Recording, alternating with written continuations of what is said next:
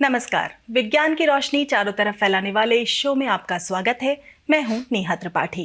Tuberculosis यानी TB, इसके बारे में हम सभी ने सुना हुआ है और हम मानते हैं कि इसके बारे में हमें ज्यादातर बातें पता हैं, लेकिन ये हमारी गलतफहमी है। आंकड़े बताते हैं कि भारत में टीबी के सबसे ज्यादा मरीज हैं और दुनिया में हर साल लगभग 13 लाख लोगों की मौत टीबी की वजह से होती है। दुनिया भर में मौत के 10 सबसे बड़े कारणों में एक टीबी है। टीबी बैक्टीरिया से होने वाली एक गंभीर और संक्रामक बीमारी है। टीबी पैदा करने वाला बैक्टीरिया किसी संक्रमित व्यक्ति के खांसने या छींकने से फैलता है। ये बीमारी मुख्य रूप से फेफड़ों को प्रभावित करती है और जानलेवा हो सकती है। टीबी का बैक्टीरिया इतना इंटेलिजेंट है कि अगर ठीक इलाज, दवाइयां और देखरेख नहीं की गई तो ये बैक्टीरिया जल्द ही दवाइयों को लेकर रेजिस्टेंट हो जाता है, यानी इस पर दवाइयों का असर खत्म हो जाता है। फिर इसे रोकना और भी मुश्किल होता है। ऐसे में 2030 तक टीबी को खत्म करने का सस्टेनेबल डेवलपमेंट गोल हो या फिर सरकार का 2025 तक इसे खत्म करने का टारगेट हो, थोड़ा मुश्किल लगता है। हमारा ये कार्यक्रम आपको टीबी को लेकर जागरूक करने की एक कोशिश है, जिससे कि आप न सिर्फ सरकार की या डॉक्टर्स और रिसर्चर्स की, बल्कि खुद अपनी भी मदद कर सकें। ये कोशिश इसलिए क्योंकि टीबी को हराना है। ये जीत कैसे होगी, किस तरह की तैयारी की जरूरत है, ऐसे तमाम पहलुओं के बारे में हमें बताएंगे डॉक्टर अश्विनी खन्ना।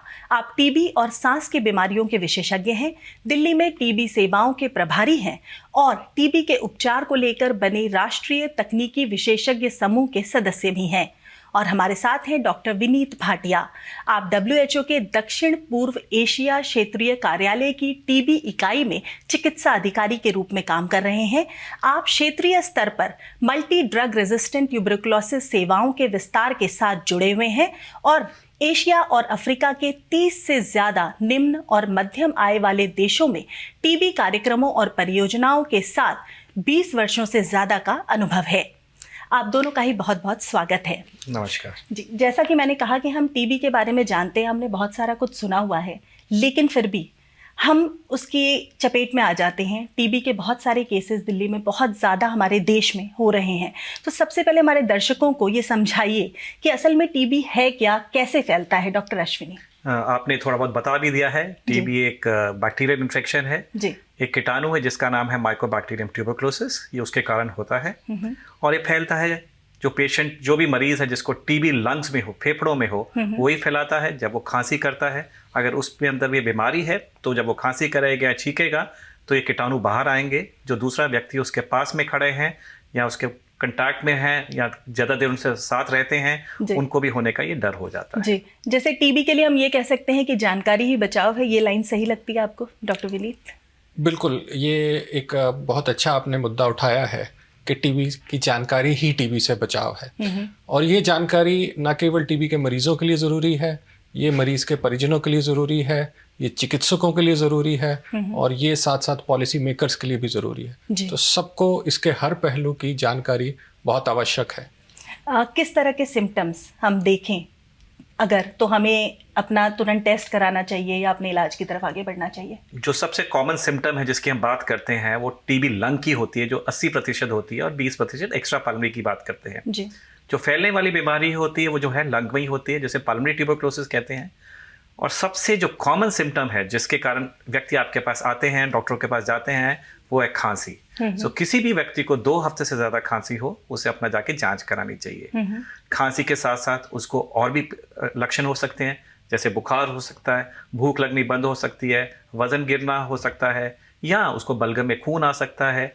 और ये तो मैं सिम्टम जो बता रहा हूँ ये पल्मोनरी टीबी जो लंग की है, और अगर किसी और अंग की है, किसी में भी हो सकती है। दिमाग की होगी तो दिमाग के सिम्टम्स होंगे, उसको हेडेक होगा, उल्टियाँ आएंगी, दौरे पड़ सकते हैं। उसको गांठें हैं जो बहुत कॉमन होते हैं, जिसको हम लिम्फ नोड्स कहते हैं, वो पूरे शरीर में कहीं भी हो सकती है, जैसे गले में, एक्सिला में, आपके पेल्विक रीजन में, कहीं भी हो सकती है। और पेट के अंदर भी होते हैं, छाती के अंदर भी होते हैं। बिसाइड्स दैट सबसे ज़्यादा जो खतरनाक है वो दिमाग की टीबी होती है। और जगह जो है स्किन तक एरिया है जो बचा नहीं है। तो टीबी किसी भी अंग में हो सकती है, मगर जो फैलती है जिसे हमें ज़्यादा बचाव करने की ज़रूरत है वो है लंग टीबी। आपने जो भी अभी सिम्टम्स बताए बहुत कॉमन सिम्टम्स है, ज़रा सा मौसम बदले तो भी हमें कुछ इस तरह के सिम्टम्स अपने अंदर दिखते हैं। और ये भी कहा जाता है कि टीबी के सिम्टम्स जो हैं वो बड़े लंबे समय के बाद उभर करके आते हैं और हमें एक्चुअली पता चलता है कि हम किस तरह की मुसीबत में हैं या किस तरह की बीमारी हमें घेर रही है। ऐसे में लोग क्या करें? देखिए, ये बात आपने ठीक कही कि बहुत सारी बीमारियां होती हैं जिसमें खांसी होती है, बुखार आता है, शाम के टाइम पसीना आता है। टीबी में खासकर एक चीज़ ज़रूर होती है कि खांसी के साथ बलगम बहुत बनती है, पीले रंग की बलगम बनती है और वज़न का कम होना चलता रहता है। लेकिन ये सब बातें बहुत बार मरीज अपने आप से नहीं डायग्नोस कर पाता। हाँ, बिल्कुल सही। उनको अपने आप से नहीं पता चल पाएगा। तो इसके लिए ज़रूरी ये है कि जिसको भी, जैसा डॉक्टर अश्विनी ने भी बोला कि अगर 2 हफ्ते तक खांसी चल गई है और उसका इलाज नहीं हो रहा है तो सबसे ज़रूरी चीज़ ये है कि वो जांच केंद्र में जाए और अपने बलगम की जांच करवाए। ये उसके लिए सबसे ज़रूरी है। खुद ये सोचने बैठ जाएंगे कि टीबी है, नहीं है, तो उससे किसी निष्कर्ष पर नहीं पहुंचेंगे और वो मन में सिर्फ संशय रहेगा। उससे अच्छा है जाएं, जांच केंद्र पे जाएं, टीबी के जांच केंद्र पे जाइए, किसी चिकित्सक से मिले और वो आपको बताएंगे कि आपको टीबी है या कोई दूसरी बीमारी, और जो भी बीमारी है उसका इलाज कराएं। डायग्नोसिस कैसे करते हैं डॉक्टर साहब? आपके पास कोई आया और आपके पास आपसे आकर के कह रहा है मुझे खांसी है बहुत लंबे समय से, तो पहला डायग्नोसिस क्या है? जैसे आपने बताया सबसे कॉमन है लंग की जो टीबी होती है और उसके लक्षण भी बहुत कॉमन है, खांसी और बलगम है। तो सबसे पहला टेस्ट होता है बलगम की जांच कराई जाती है और आधे से ज़्यादा लोगों में जिनके टीबी है फेफड़ों में, उसमें बलगम स्पूटम में आ जाती है, जो हम कहते हैं कि 2 टेस्ट कराने के लिए। जब मरीज़ आता है वो सैंपल देता है, फिर अगले दिन उसको हम शीशी देते हैं जिसमें आप कंटेनर्स देते हैं, जो अगले दिन दोबारा सुबह का खांसी का जो बलगम आती है वो लेके आता है। और 2 हम टेस्ट किए जाते हैं। अगर किसी में भी कीटाणु आ जाए जो माइक्रोस्कोप्स में देखते हैं तो उसको हम पल्मोनरी टीबी बोलते हैं, जिसे बोलते हैं माइक्रोबायोलॉजी कंफर्म, ताकि हम पक्का है कि इसके अंदर आपके टीबी के कीटाणु हैं। मगर ये हर एक लोग में नहीं आती। 50% में आपके सिर्फ ये टीबी के जो कीटाणु है दिखाई देंगे, बाकी 50% में कुछ नहीं आएगा। बलगम में कीटाणु नहीं आएंगे, उसकी हम एक्सरे करी जाती है। और एक्सरे में अगर कीटाणु हैं तो उसके लिए एक्सरे में अगर दाग हैं, कीटाणु तो देखेंगे नहीं, जो दाग हैं तो उसकी हम दोबारा एक जांच कराते हैं, जैसे बोलते हैं सीबी नैट, कार्ट्रिज बैक न्यूक्लिक एसिड टेस्ट होता है। और ये जो टेस्ट है ये पूरे देश में अवेलेबल है। ये बहुत मॉलिक्यूलर बेस्ड टेस्ट है और ये बहुत सेंसिटिव टेस्ट है। इसमें बहुत कम बैसिलाई जो है ना, जो माइक्रोबैक्टीरियम जिसकी बात करते हैं, कम भी हो वो भी पता लग जाता है। साथ में हमें ये भी पता चलता है जो ये कीटाणु है ड्रग रेजिस्टेंट है या ये ड्रग सेंसिटिव है। सो बलगम की जांच सबसे पहली जांच है, साथ में एक्सरे किया जाएगा। और डायग्नोसिस के बाद डायग्नोसिस का इलाज शुरू कर देंगे डिपेंडिंग ऑन कि वो ड्रग सेंसिटिव है। नहीं, इंटेंसिटी तो नहीं पता लगेगी, वो पता चल जाएगा एक्सरे में, पता चले कितनी बीमारी है, कीटाणु से पता चलेगा ताकि पॉजिटिव है या नेगेटिव है, और साथ में भी पता चलेगा जो बैक्टीरिया है उसके लिए हमें क्या दवाई देनी है। जैसे आप एमडीआर की बात की, कहीं एमडीआर तो नहीं है जो हम डायग्नोस कर सकते हैं। Multi drug resistant. तो ये हमें सीबी नेट से पता चलता है और ये report with in 2 hours available हो जाती है after putting for testing. Okay, ये एमडीआर जो सर कह रहे हैं मल्टी ड्रग रेजिस्टेंट टीबी, ये क्या चीज़ है? और ये तो काफ़ी खतरनाक है, जैसे मैंने अभी बताया भी कि अगर रेजिस्टेंस है दवाई से ही या ड्रग से, फिर कैसे इलाज हो? देखिए, चिंता का विषय तो ज़रूर है कि अगर ड्रग रेजिस्टेंट टीबी हो गया। अब ड्रग रेजिस्टेंस कई तरीके से होती है, लेकिन जब 2 अहम जो उसमें दवाइयाँ हैं हमारे टीबी के जो उपचार में, जिसको हम आइसोनियाजिड और रिफेम्पिसिन कहते हैं, अगर वो दोनों कारगर नहीं हैं इस बैक्टीरिया के अगेंस्ट, तो समझिए कि ये एक मल्टी ड्रग रेजिस्टेंट टीबी है।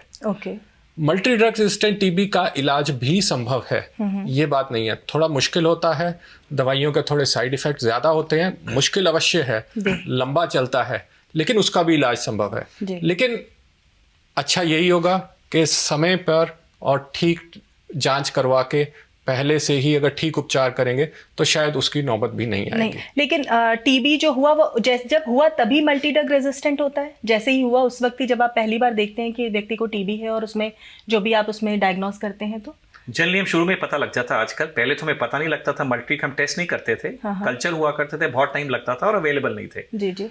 पहले तो हम वेट करते थे, नॉर्मल ड्रग सेंसिटिव की दवाई देते थे, अगर रिस्पॉन्ड नहीं करता था तो उसको इवैल्यूएट करते कि ड्रग रेजिस्टेंस है कि नहीं। जी। अब तो ये है जिसे हम कहते हैं यूनिवर्सल ड्रग सेंसिटिविटी टेस्टिंग। जैसे हमें पता चलता है ये टीबी है, उसके कीटाणु की हम जांच करते हैं। सीबी नैट जो हम बताया, जिसका नाम जीन एक्सपर्ट भी जिसे बोलते हैं, और उससे हमें उसी समय पता चल जाता है कि इसमें ड्रग रेजिस्टेंस है कि नहीं, और उसको प्रॉपर ट्रीटमेंट शुरू से ही हो जाता है, रादर देन वेटिंग की बाद में पता चले रिस्पॉन्ड नहीं कर रहा कि ड्रग रेजिस्टेंट है, ये पहले ही पता लग जाता है। जी। मल्टी ड्रग रेजिस्टेंट टीबी जो है वो क्या है और कैसे पता चलता है? मैं एक चीज ये भी समझना चाहूंगी कि टीबी से सबसे बड़ा जोखिम किसको है, किन लोगों को ज्यादा सावधान रहने की जरूरत है? सावधान तो सभी को रहना चाहिए, मगर बच्चे, एल्डरली, डायबिटिक्स, HIV, कई काम कर रहे हैं, जैसे सिलिका में काम कर रहे हैं, माइंस में काम कर रहे हैं, दे आर वंस जिनको ज्यादा होने का चांस है। इन ड्रग यूजर्स, एल्कोहलिक्स, जिसका भी इम्यून सिस्टम कम हो गिर जाता, वीक हो जाता है, उनको ज्यादा होने का चांस बढ़ जाता है कंपैरेटिवली। क्या टीबी के कुछ प्रिवेंटिव मेजर्स भी हैं, किसी तरह का वैक्सीनेशन या कोई प्रिवेंटिव ट्रीटमेंट आप सजेस्ट करेंगे डॉक्टर विनीत? देखिए, टीबी से बचने के 2-3 तरीके हैं जी। एक तो जिसको हम कहते हैं कि इन्फेक्शन प्रिवेंशन एंड कंट्रोल, यानी कि संक्रमण से बचाव। इसमें जो भी इन्फेक्शन से प्रिवेंट करने के तरीके हैं, जैसे कि खांसने के, छींकने का आप ख्याल रखें, एक व्यक्ति से दूसरे व्यक्ति के बीच में जो डिस्टेंस है जो उसको बनाए रखें। तो ये सब चीज़ों से एक तो उसको फैलने से बचाया जा सकता है। अगर बलगम आ रही है तो उसको ठीक ढंग से उसको डिस्पोज ऑफ करें, तो ये पहला तरीका। दूसरा तरीका है कि एक प्रिवेंटिव ट्रीटमेंट की हम बात करते हैं। प्रिवेंटिव ट्रीटमेंट बहुत देर से है, लेकिन बहुत लोग उसको लेने में उत्साहित नहीं होते क्योंकि उनको लगता है मैं तो ठीक हूँ, मैं क्यों लूँगा ऐसे जिसको रोकथाम की दवाई। तो इन लोगों में प्रिवेंटिव ट्रीटमेंट, खासकर जो बच्चे हैं 5 साल से छोटे और जो कि HIV से संक्रमित हैं, और जो घर के दूसरे लोग हैं, अगर किसी को TB है, उस मरीज के जो परिजन हैं, जो घर के कॉन्टैक्ट्स जिनको हम कहते हैं, उनके लिए लेने से उनको इसका काफ़ी लाभ मिल सकता है। अगर ठीक ढंग से लें, पूरे उसके ड्यूरेशन के लिए लें, तो उनका TB होने से काफ़ी हद तक बचाया जा सकता है और कई साल तक वो बचे रह सकते हैं। एक और चीज़ की, जैसे किसी व्यक्ति को TB है तो क्या वो लोगों के बीच में जा सकता है? उसे दफ्तर जाना चाहिए, पब्लिक प्लेसेस में घूमना चाहिए? उस व्यक्ति को क्या एहतियात बरतनी चाहिए? एहतियात तो यही है कि जैसे ही पता चले बीमारी है तो ट्रीटमेंट शुरू कर दें। हाँ। जैसे ट्रीटमेंट शुरू करते हैं बहुत ही जल्द, जो बैक्टीरिया जो सेंसिटिव होते हैं, जिस MDR की बात नहीं कर रहा, दूसरों की, ज़्यादातर वही होता है कि नॉन रेजिस्टेंट होते हैं जो हमारी डिजीजेज है कंट्री में, तो बहुत जल्दी वो नॉन इन्फेक्टिव हो जाते हैं। उनकी जो क्षमता है बीमारी फैलाने की बहुत कम हो जाती है। दूसरी बात, हमेशा मुंह के आगे वो कपड़ा रखेंगे, हैंडकरचीफ रखेंगे या मास्क पहन के घूमेंगे ताकि जो बीमारी उनकी है दूसरे को ना फैले। पब्लिक प्लेसेस में जा सकते हैं, पर ये एहतियात बरत के जी एहतियात बरतना चाहिए, और यहाँ उधर थूकना नहीं चाहिए। और साथ में जब भी खांसी करनी है, मुंह के आगे कपड़ा रखें, या छींक आए मुंह अपने आगे हाथ रख लें, जैसे भी है कि जो उनका वो जो ड्रॉपलेट्स हैं जो उनके फेफड़ों से बाहर आएंगे वो दूसरों को अफेक्ट ना करें। TB को लेकर के, अगर किसी व्यक्ति को TB है, उसको सही समय पे इलाज मिल जाए तो ये पूरी तरह खत्म हो जाता है? TB को लेकर ये भी कहा जाता है कि फिर से वापस आ जाता है तमाम इलाज के बाद, अगर ठीक हो गया एक बार, पर फिर से आने की गुंजाइश होती है। कितना सही है ये? देखिए, ये तो अगर उनको दोबारा से इन्फेक्शन होगा और उनकी जो इम्यूनिटी है, जिसको कि हम उनकी रोधक क्षमता कहते हैं, जैसे भी वो कम होगी तो किसी को भी हो सकता है। लेकिन मतलब उसी के लिए जो मैंने अभी पहले बताया कि प्रिवेंटिव ट्रीटमेंट होती है कि अगर आपका इलाज हो गया है और आपको लगता है कि दोबारा इन्फेक्शन होने की संभावना है लेकिन डिजीज़ नहीं हुआ है, इन्फेक्शन और डिजीज़ में ये फ़र्क है कि मतलब कीटाणु आपके अंदर गए लेकिन बीमारी नहीं कर पाए जी। हाँ, तो जब तक कीटाणु अंदर हैं तो उनको पहले ही ख़त्म कर दें, तो उतने से हम बचाव कर सकते हैं। और बाकी जैसा डॉक्टर अश्विनी ने बोला कि TB किसी को भी हो सकता है, इसमें कोई बड़ी बात नहीं है जी। जिसकी भी अगर इम्यूनिटी लेवल कम हुआ उसको TB हो सकता है। TB को लेकर जिस तरह से सरकार ने मुहिम शुरू की है और हमने एक डेडलाइन अपने लिए रखी है कि हम 2025 तक इसको खत्म करेंगे, जबकि सस्टेनेबल डेवलपमेंट गोल्स जो हैं वो 2030 तक हैं, तो हमने और पहले अपने लिए डेडलाइन रखी है। इसे कितना ऐसा सोचते हैं आप कि हम इसको हासिल कर पाएंगे, इस डेडलाइन को मीट कर पाएंगे? ये डेडलाइन जो 2030 की है, ये WHO के सस्टेनेबल डेवलपमेंट गोल्स की वो डेडलाइंस है। प्राइम मिनिस्टर ऑफ इंडिया, हमें कहा गया है, बोला जा रहा है कि 25 तक हम पूरा कोशिश करेंगे कि खत्म हो जाए। जो 2030 में एक्सपेक्ट कर रहे हैं SDGs को, हम 2025 में करें, और उसके लिए हमारा पूरा प्लान्स हैं। तो प्लान्स है कि हर एक साल भर में 2 साल में हम कितना डिक्रीज करते हैं, जैसे कितना हम डेथ रेट कम करेंगे, कितनी हम इन्फेक्शन रेट कम करेंगे, आउट ऑफ पॉकेट एक्सपेंडिचर कितना कम करेंगे। सो दीज गोल्स जो 2030 के 2025 में हो गए हैं, एंड पूरा machinery is moving in that direction. उसके लिए हमारा एक नेशनल स्ट्रैटेजिक प्लान है, जो उस प्लान्स को हम फॉलो कर रहे हैं।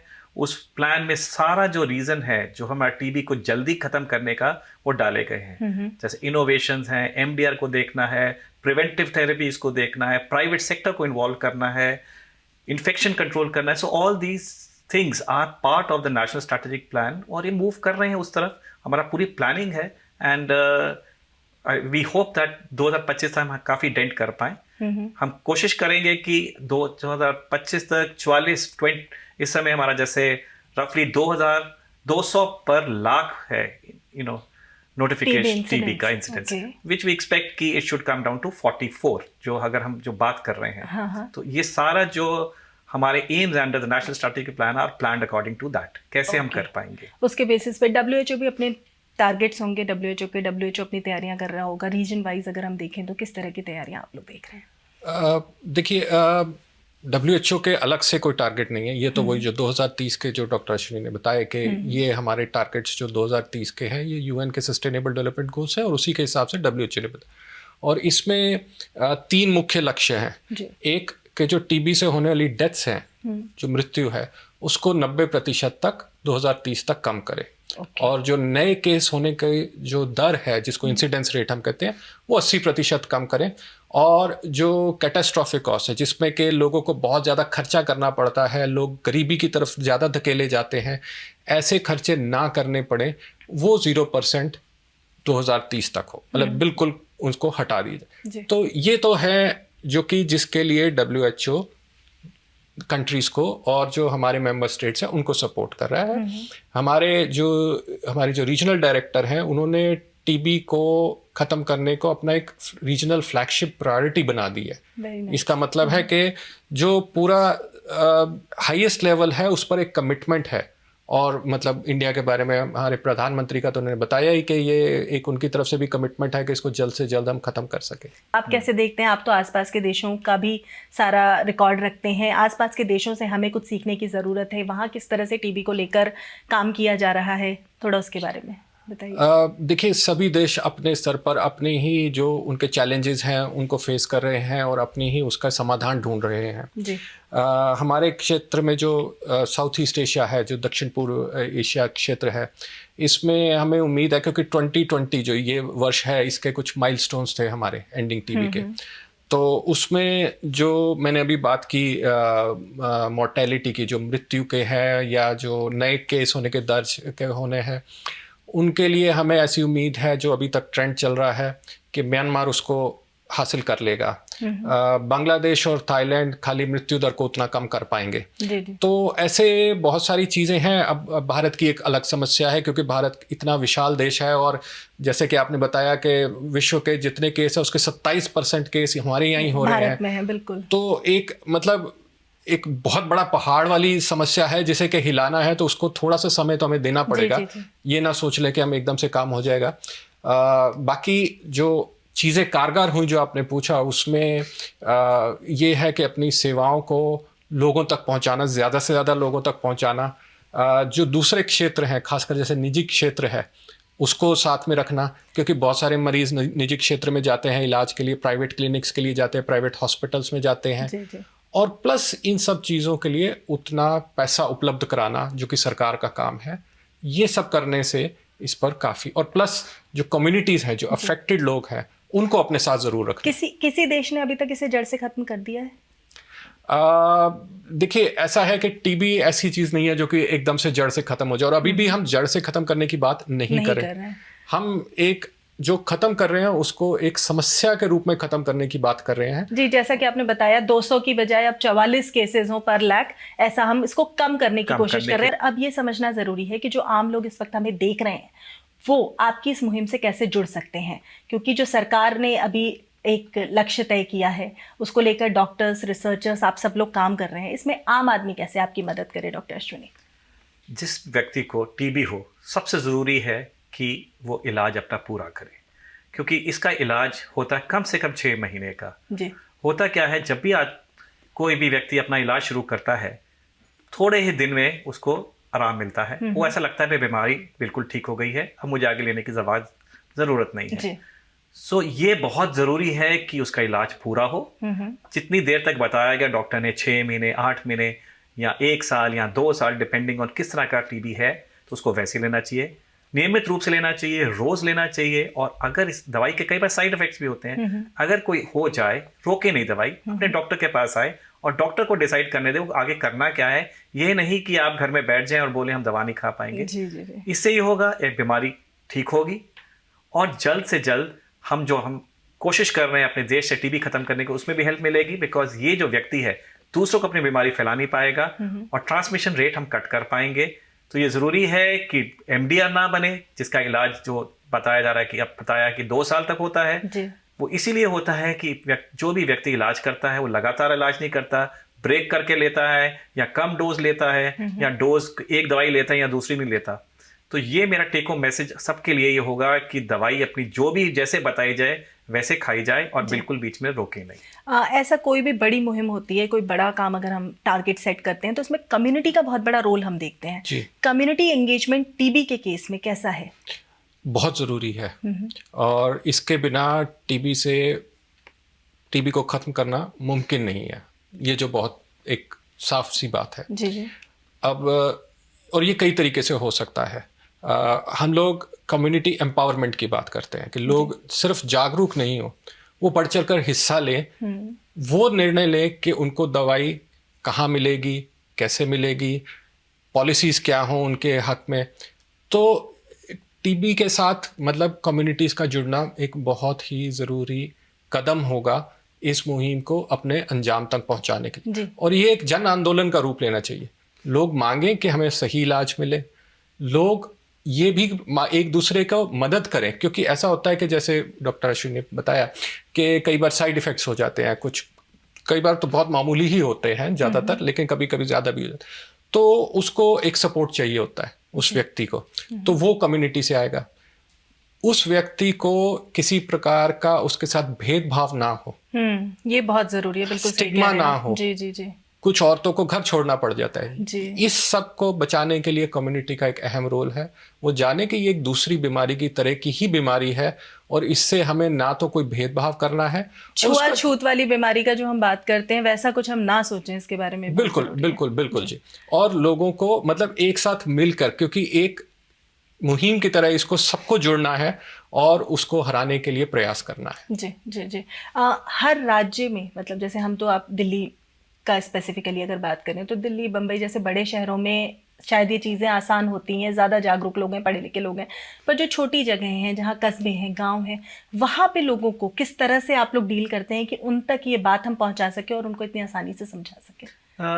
बाकी जगह पूरे देश में, दिल्ली क्या सब पूरे देश में यही होता है कि हम कम्युनिटी के पास रीच करते हैं, उनको इन्फॉर्मेशन दी जाती है बीमारी क्या है ताकि वो अपनी जांच कराएं। और आप देख रहे होंगे सब जगह होर्डिंग्स लगी होती हैं, रेडियो में जिंगल्स हो रहे होते हैं जिसके अंदर बताया जाता है कि टीबी के लक्षण क्या हैं और कहाँ जाना है आपको अपनी जांच कराने।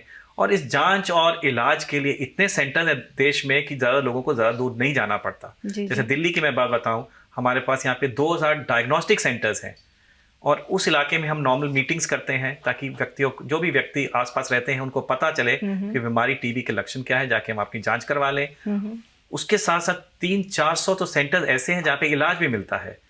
और बाद में इसके साथ में और लोग भी हैं जो क्योर्ड पेशेंट्स हैं, जो जिनको हम टीबी चैंपियंस बोलते हैं, वो भी मदद करते हैं ताकि ये बीमारी के बारे में सबको अपने लक्षण दें। जो क्योर्ड पेशेंट को ज़्यादा पता होता है, इन्हीं लोगों में से हम ऐसे डॉट्स प्रोवाइडर्स बनाते हैं जो कम्युनिटी डॉट्स वर्कर्स होते हैं, जाके दवाई देते हैं। जाके जो लोग घर में से निकल नहीं पाते, किसी बीमारी के लिए, हड्डी की बीमारी हो, वो जा नहीं पाएगा या नहीं जा सकते, बच्चे हैं, तो उनको घर में भी दवा देने का ये संभव करते हैं। तो ये सपोर्ट है जो हम पेरीफ्रीज में देते हैं, अवेयरनेस जनरेशन करते हैं और इसी से होता है कि लोग आके अपनी जांचें करवाते हैं। जी, एक फैक्ट मैं कहीं पढ़ रही थी डॉक्टर विनीत, मैं आपसे समझना चाहूँगी कि एक ज़माने में जब यूरोप में किसी को ट्यूबरक्लोसिस हुआ है, टीबी होता है, तो कई बार डॉक्टर्स उसे दावोस भेजते थे वहाँ पर इलाज के लिए, जाने की सलाह देते थे बेसिकली। बट अब हर साल वहाँ दुनिया पर आर्थिक स्थिति को लेकर के चर्चा होती है दावोस में।